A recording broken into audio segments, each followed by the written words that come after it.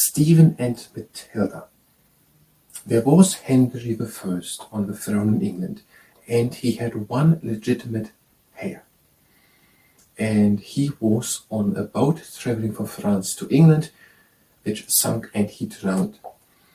Henry I now tried to get Matilda after him onto the throne. Matilda, a daughter of him.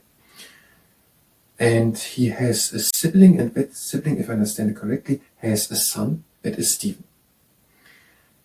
And after he then dies, in 1135, the barons are supporting Stephen, and not Matilda, his daughter.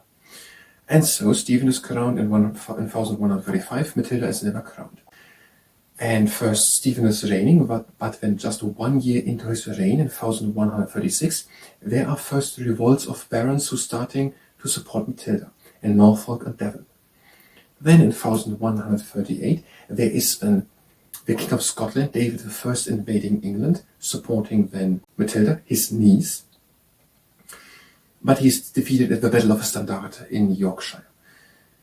And then the battling goes on. No one of them, neither Matilda nor Stephen, is able to get enough troops or money to get an outright victory. At one time, Matilda is even capturing Stephen, and she is then crowned queen, or she is then queen, but never crowned. Whatever.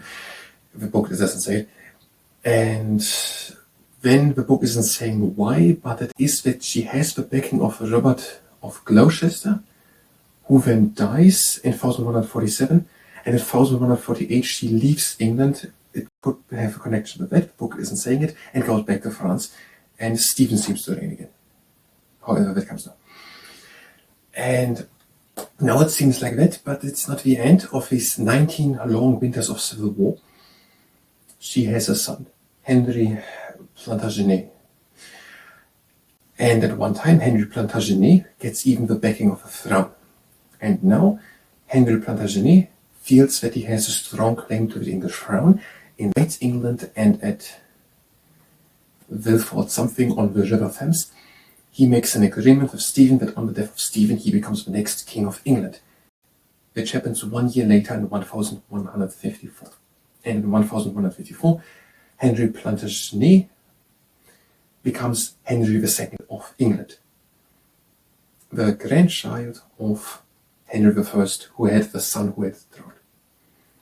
And that is according to the history of the kings and queens of England and Scotland, written on the page 44 and 45. The positions and views expressed are the ones of the source and don't necessarily align with my own or with the ones of the entities spoken of.